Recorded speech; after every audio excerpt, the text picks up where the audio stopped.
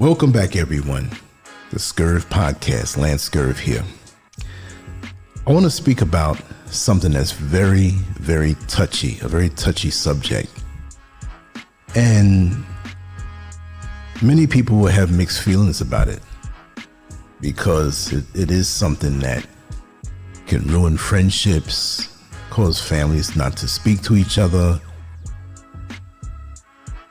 create suspicion, and put walls between people. And you pretty much know what it is because the title is The Dark Truth About Lending Money. But before I put these general truths down, I want to say that there are exceptions, okay? Now, I'm not trying to clean it up ahead of time. I'm just saying that because there are people that you can lend money to, you'll get it back. There are people that are trustworthy. There are people who are exceptions to these rules, and I know many of them in my personal life. There are some that I may not have been close with, and after they get something out of you, they give you their butt to kiss. And I want to speak about the feelings that these people have when you lend them money. In some situations, I've known some elders who've been around the block a couple times, and they say it's better to just give it to them and not make it a loan. So let's dig deep into this because this is something that must be said. I jotted down some notes and I'm going to make some points in between each one. There is a lie many people grow up believing, that generosity earns admiration, that opening your wallet proves your heart, that paying the bill, lending the money, or covering the shortfall builds loyalty. It sounds noble, but it is dangerously wrong. Every time money is given with the hope of appreciation, something else is purchased instead. Not gratitude, not respect, contempt. This is an emotional language. It's the quiet, repeatable pattern of human behavior that most people refuse to study. Discomfort is the doorway to truth. If this subject stings, that's a good sign. It means the lesson is still useful. It means damage hasn't fully set in yet. Think back, honestly. How often has money truly strengthened a relationship? How often has it created silence, distance, or tension instead? The answer is rarely comforting.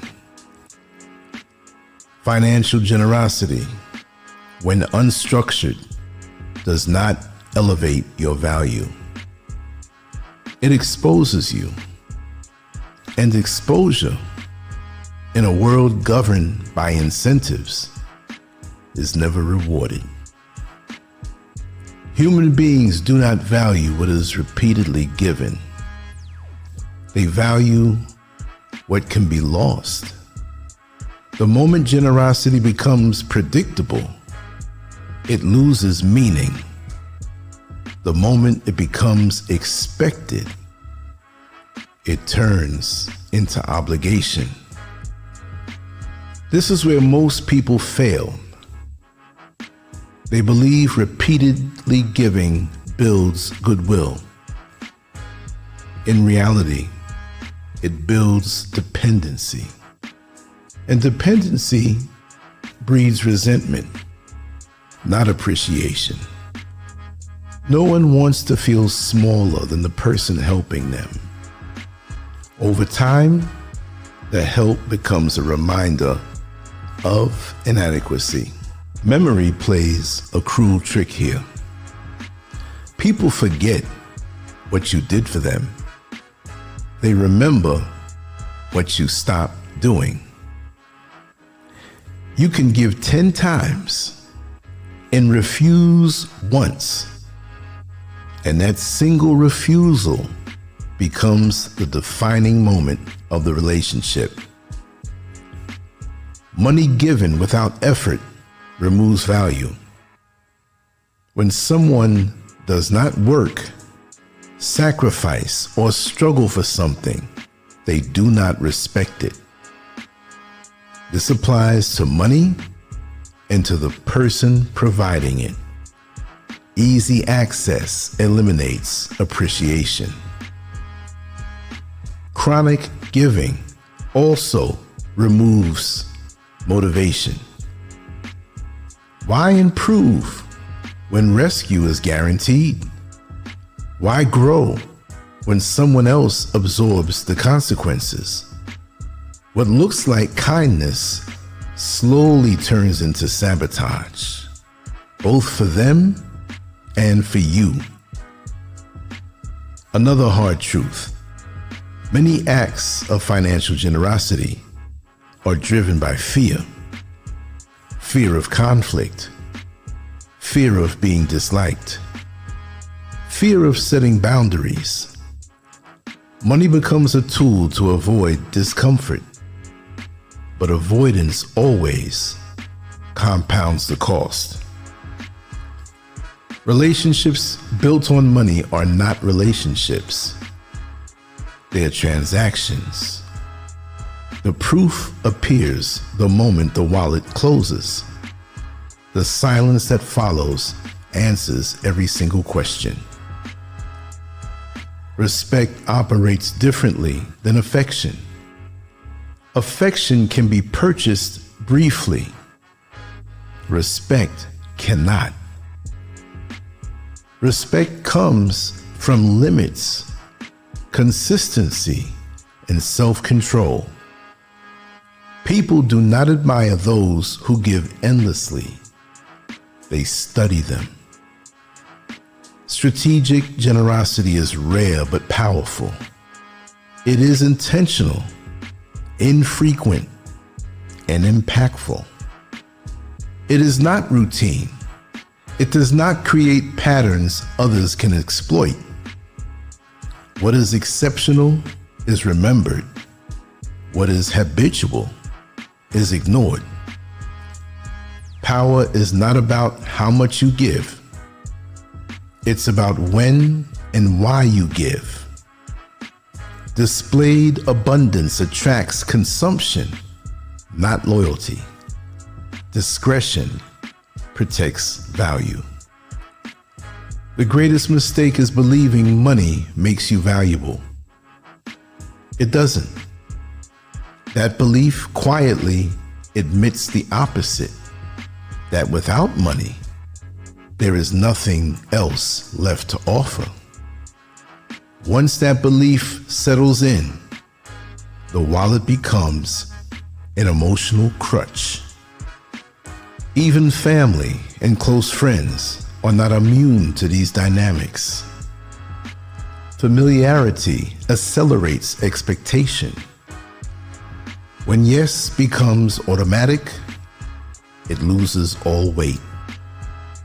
Saying no later feels like betrayal, even though nothing was ever promised. Saying no is not cruelty, it's preservation. It protects future generosity, meaningful generosity, rather than draining it on impulse and pressure. The moment financial access is removed, clarity arrives. Some disappear, others remain. Those who remain were never there for the money in the first place. This is the quiet reward of boundaries. You lose parasites and keep allies. What remains is lighter, stronger, and real. True generosity is strategic, not emotional. It asks questions before acting. It measures impact instead of intention. It protects both dignity and resources. Money is a form of power. Power given away without thought is eventually used against the giver, not out of cruelty, but out of human nature. The goal is not to become cold or selfish. The goal is to become clear. Clear about value. Clear about limits. Clear about who deserves access. When generosity is disciplined, respect grows. When generosity is endless, respect dies. This is not moral theory. It is observable reality. The moment you stop paying for acceptance is the moment real relationships begin. And I want to say something that I heard Dame Dash from Rock Nation say repeatedly in interviews, that when you help someone, now this may not be everyone, but I would say 9 times out of 10, when you help someone, they despise you after a while. And this is, and I'm going to make up a word, mostly the case with those who are testosteronized, men. I know women have their issues, but when a man helps a man, or a man is involved, say the wife lent money, but she's married to a man who probably didn't agree with the transaction but went along with it anyway. But when it's time to pay back, there's a resentment, because as Dame Dash said it, they will begin to despise you because in the back of their mind they will say to themselves, even if they don't hear these words, they will feel these feelings, basically saying, who are you to help me? Do you think you're better than me because you helped me? But it's funny people would even think this way because they had no problem taking the help. But see, what it is, they feel chastised when they see you and they're not sincere about paying the money back. So every time they see you, they have a touch of their inferiority complex because they feel less than, because you'll always have that over them. No matter how arrogant they become or try to twist the story around or see it in a different way, when you see them and they see you, they feel it. They feel it in their heart, and they're reminded, I owe this dude money. I owe these people money, whether it's a nickel or $1,000 or $1 million. It never goes. They're always reminded and tormented. And they don't feel good about it because they know they're foul. But what comes with that is that resentment that helps them to justify not ever paying you back. Now, there are people in my life and in my inner circle, which is very tight, that I have no problem giving money or lending money to them because their character is proven to me.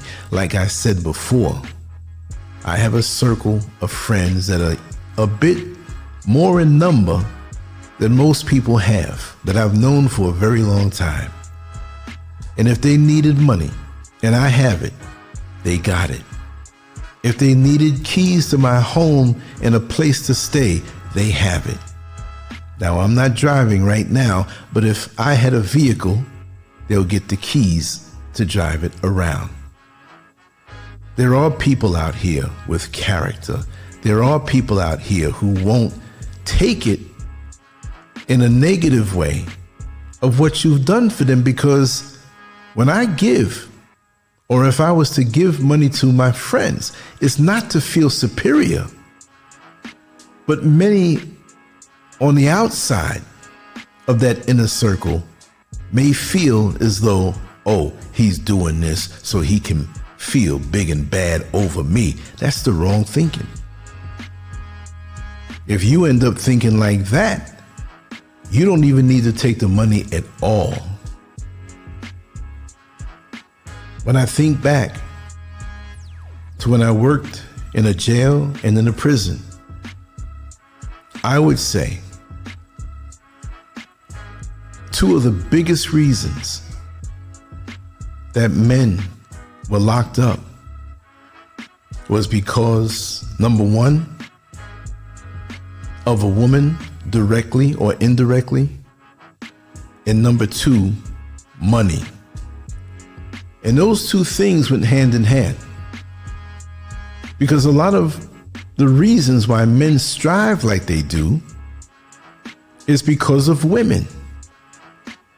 Even when the man is married, in the back of his mind, he's trying to accrue as much as he can to be attractive to the opposite sex, whether he's looking for intimacies or not.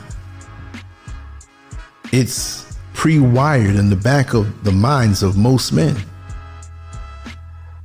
So when many men indulge in crime to get that money, it's to be better off financially, to have their place, to have their vehicle, to have themselves straight, and to have money to be able to take care of a woman, or to be able to pull a woman who's attracted to money.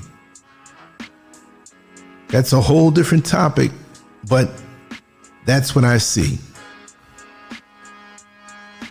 And it's something how many of these topics and issues overlap.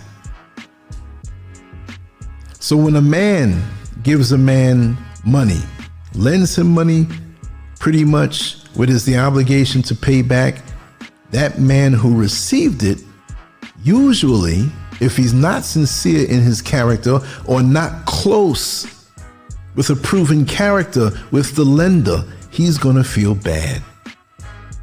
He's going to feel less than. He'd rather take a loan from the bank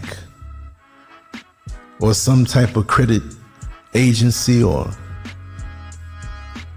when they have, especially in Florida, payday loans, where it's a company and faceless. But from a person, even after oftentimes they pay the money back and they get low again, they want to ask, and sometimes they don't want to ask, because now they're really making themselves feel bad. But this brother lent me some money, and now I got to turn around and ask him again? It's making me look like I can't handle my budget or can't handle money. It's a very touchy thing, because money, to most men, and women figure into this also, but I'm going to speak about the men. It's an extension of their penis. And people are going to say, Lance, you done lost your mind. What are you talking about? It is. Men who feel inadequate, not just between their legs, but across the board in many categories of manhood.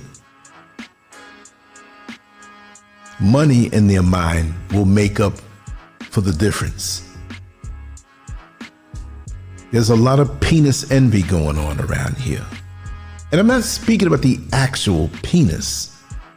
That factors in too with many of these insecure men. But this is why so many men push so hard to get money, so they can have their act together, when it comes to the opposite sex, and their penis is bigger when their bank account is deeper. So even if they have a small penis, because many men who have bigger penises mentally feel small. So it's not about the actual penis, but it is a driving force when it comes to dealing with the opposite sex. And it doesn't mean that when they get money, they're going to go out there and run to try to get women, but that is in the back of their mind, to feel more desirable to a woman. Because now you can dress better, wear better shoes, have a nicer watch, walk out to the parking lot of the supermarket and get into a nicer car, and the woman sees you. So you're showing her, whether you know her or not, that I can secure you. Because no matter what, in the back of a woman's mind, no matter how much they say they wish to be secured by a man, women seek security.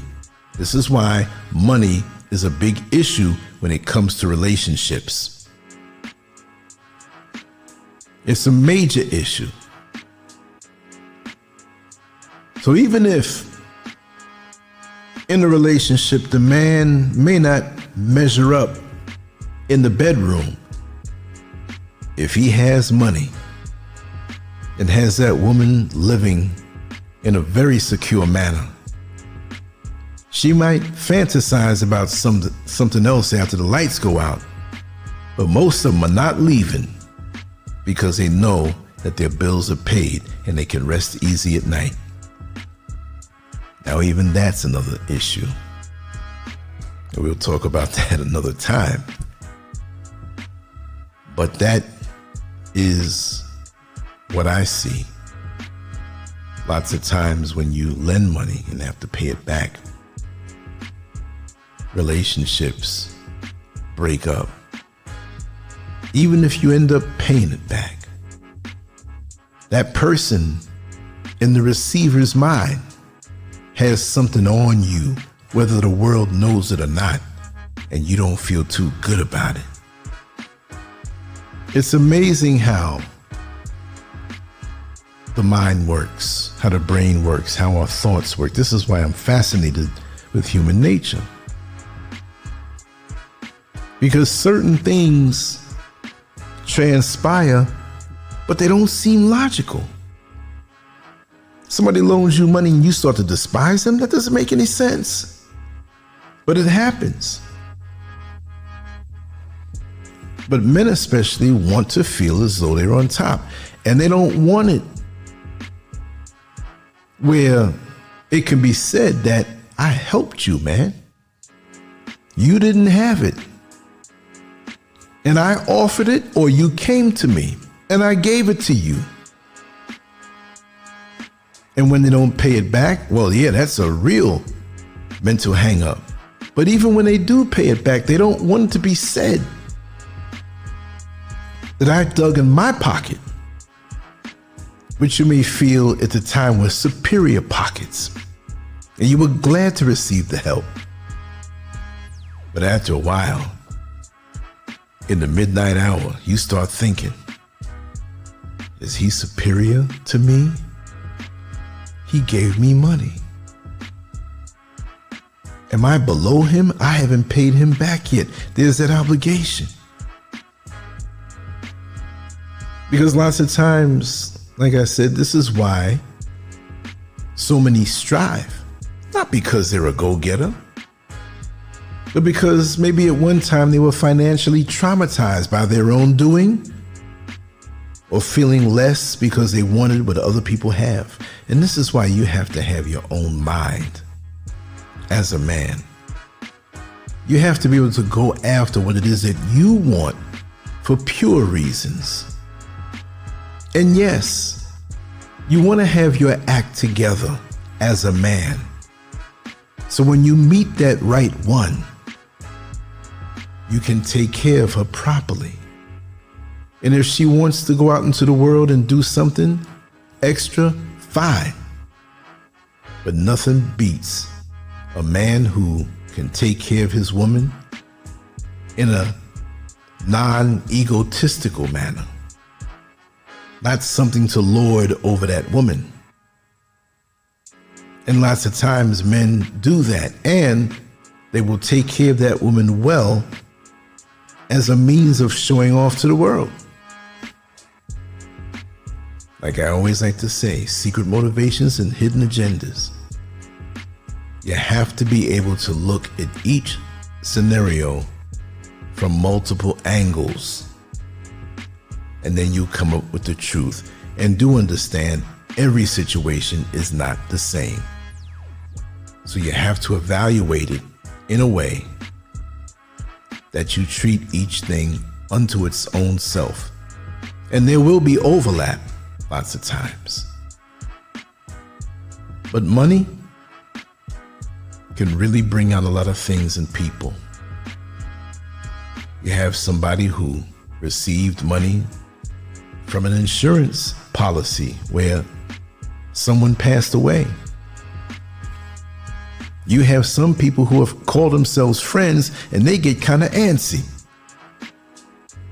because they start thinking, well, I know they just got $250,000. I don't see no reason why they can't slide me 25. You don't know what they have to do in their lives. If they took care of that family member who passed on, who may have been elderly, and that's their just due. How dare you? If they want to do something for you, fine. But whenever money comes into play, whether you got a loan or not, and this might be better reserved for another video, but I'm going to speak on it. Why is it that we start getting funny? Why is it that we catch feelings? That's their money. This is why I despise the modern so-called day system of having to get up to go to work for someone. You get cash, you get money that can be easily manipulated and reduced in value. And everything is for paper. Paper that we put value on. And I've said this many times before. We don't see the value in each other anymore. Imagine if I could take you somewhere, way out in Africa, away from any big city, away from any bank, away from any ATM, and put you deep in a jungle somewhere. Now, we'll protect you from the animals that may be predatory. But what if I was to give each one, take everybody in your inner circle, your family, your close friends, everybody, and drop you all out there with nothing more than each other? But I give you each $1 million, cash, in a briefcase. I can't say pockets because pockets are not usually that big. The money now really becomes useless. The money from the modern system. Why? What you going to do with the money out in the jungle? But you have each other. So hopefully the lesson will be learned that you need each other. Whoever knows how to build structure that we can protect ourselves from the elements, whoever is there who might be elderly, a little older, and has the mindset to take care of the children, whoever is there that has medical expertise in the healthcare system as a doctor or a specialist, can help to take care of everybody. We have some homemakers there that know how to cook. We have some young men who can go out and get the vegetables and hunt the animals that we eat. See, we depend on each other. We can't run away from that. We can get a loan and run away from paying it back, but we can't run away from needing each other. Because out there in those circumstances, you can't say, well, I have $1 million in my pocket. I don't need to be bothered with you all. And you sitting up in there getting bit up by mosquitoes. Snakes are wiggling around at night. You'll think twice. You'll get with the program. And this is what money has done to us as a people. It's caused us to not see the value in each other. We see the value that's inferred in that money. And we've been brainwashed to turn against each other. Fall out over money, catch feelings over money, get mad when somebody else gets money, and put our backside on our shoulders when we get money. And so what happens when, not even if, there's a financial collapse? And say you have $1 that's worth 100 pennies. But now the dollar is only worth the buying power of 2 pennies. So everything you have that depended on the dollar, and this can be any other type of currency because we have different countries. If you're listening to this, it's not just about the dollar. But what are you going to do? Because that value in that money can be manipulated. So if you got your backside on your shoulders because you have $1 million or 2 or several or a couple 100,000, realize that the rug financially can be pulled from underneath your feet. And guess what? You're going to have to depend on those people who are in your circle, your loved ones, close friends, and hopefully you didn't let money intoxicate you to the point where you turn your back on them. Especially if they lended you money and you refuse to pay it back. We ain't gonna pay them back. Well, when you have an emergency, if you got children, if you have anything that could be seen as vulnerable, and that's most of us, and you fall into need again, you showed your backside. And the very people you gave your backside to kiss are the same ones that you can't go back to. You'll think about it, but you can't go back because you closed that door and burnt that bridge.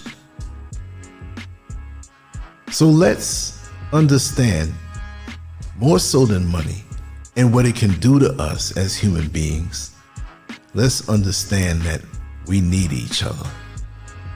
And if you don't understand that, you will learn the hard way if you let money get between you and somebody who lended it to you. And for those who lend money,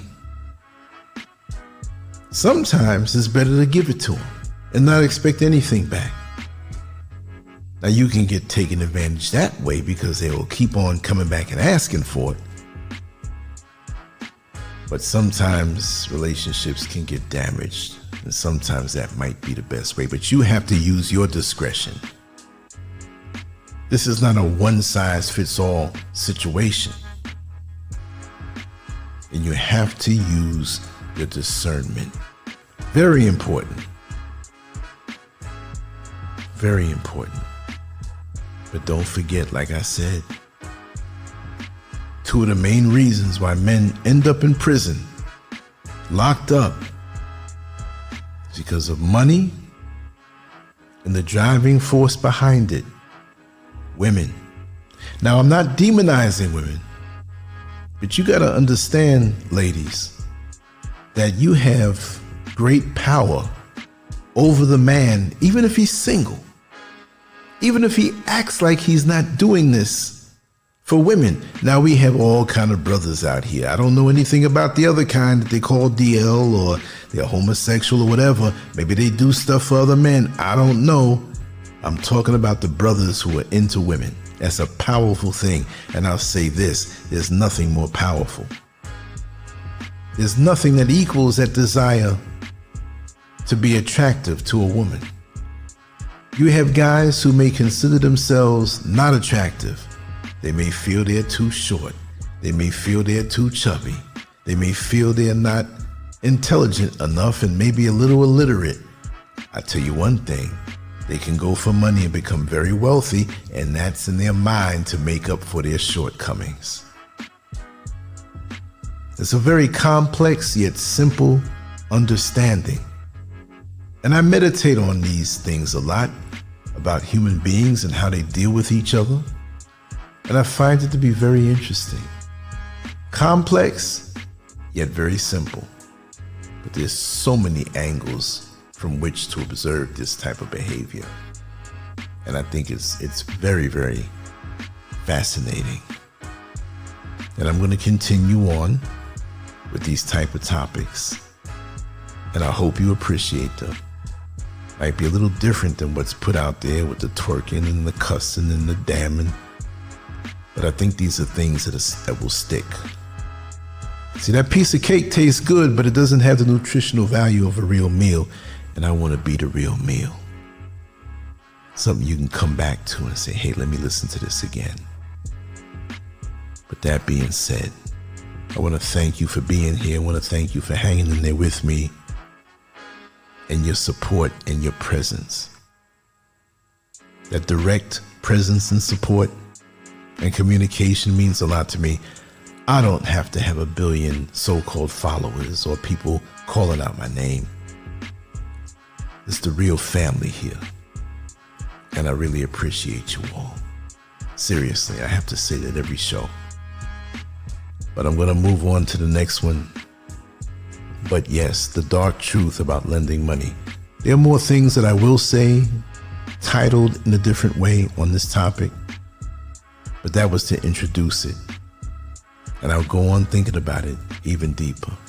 And we'll see what we can come up with. But that being said, I'm on to the next one. In actuality, I'm going to hit the sack. When I wake up, I'll be on to the next one. And it's a joy. There's so many things that I see and so many things that I want to talk about. I'm like a kid in a candy store, trust me. And more so, I appreciate you being here. Thank you so much. I'm going to get some rest, recharge myself, and wake up to a new beautiful day with enthusiasm to fulfill my destiny. That's all I can ask for. Thank you so much. LANCESCURV out. Peace.